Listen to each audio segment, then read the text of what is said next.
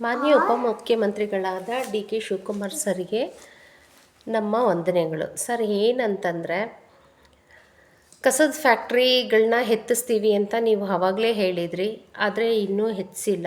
ಆದರೆ ಈ ಕಡೆ ತಿಪ್ಪೇನಹಳ್ಳಿ ಸೈಡ್ ಇರೋ ಕಸದ ಫ್ಯಾಕ್ಟ್ರಿಗಳಿಂದ ಅಕ್ಕಪಕ್ಕ ಮನೆಯೆಲ್ಲ ತುಂಬ ತೊಂದರೆ ಆಗ್ತಾಯಿದೆ. ಮತ್ತು ನೊಣ ನೊಣ ನೊಣ ನೊಣ ಸರ್, ಎಷ್ಟು ಮನೆಗಳಿಗೆ ನುಗ್ಗುತ್ತೆ ಅಂತ ಹೇಳಿದ್ರೆ ಊಟದ ಮೇಲೆ ಕುತ್ಕೊಳ್ಳುತ್ತೆ, ಆಚೆ ಇರುತ್ತೆ, ಬಾಗಿಲು ತೆಗಿಯಕ್ಕೆ ಇರೋಂಗಿಲ್ಲ.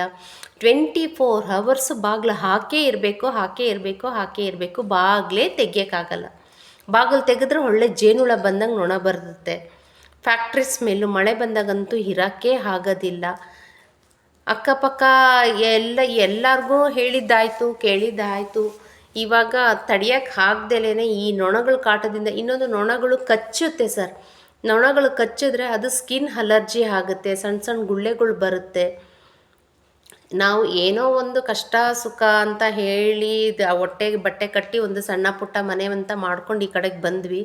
ಆದರೆ ಇವಾಗ ಇಲ್ಲಿ ಫ್ಯಾಕ್ಟ್ರಿ ಸ್ಮೆಲ್ ಒಂದು ನೊಣ ಒಂದು ಮನೆಯಲ್ಲಿ ನುಗ್ಗುತ್ತೆ, ಅಡುಗೆಗಳ ಮೇಲೆಲ್ಲ ಕುತ್ಕೊಳ್ಳುತ್ತೆ, ಪ್ಲೇಟ್ಗಳ ಮೇಲೆ, ಊಟದ ಮೇಲೆ. ಎಷ್ಟು ಹಿಟ್ಟಂತ ನೊಣಗಳಿಗೆ ತೊಗೊಂಡು ಬಂದು ಹೊಡೆಯೋದು, ಸ್ಕ್ರೀನ್ಗಳಿಗೆಲ್ಲ ಮಾಡಿಸಿ ಹಾಕ್ಕೊಳ್ಳೋದು, ಬಾಗಿಲುಗಳು ಓಪನ್ ಮಾಡದೆ ಇಟ್ಕೊಳ್ಳೋದು. ಔಷಧಿ ಹೊಡಿತೀನಿ ಅಂತ ಹೇಳ್ತಾರೆ, ಯಾವಾಗಲೂ 6 ತಿಂಗಳಿಗೆ ವರ್ಷಕ್ಕೆ ಒಂದು ಸತಿ ಹೊಡಿತಾರೆ.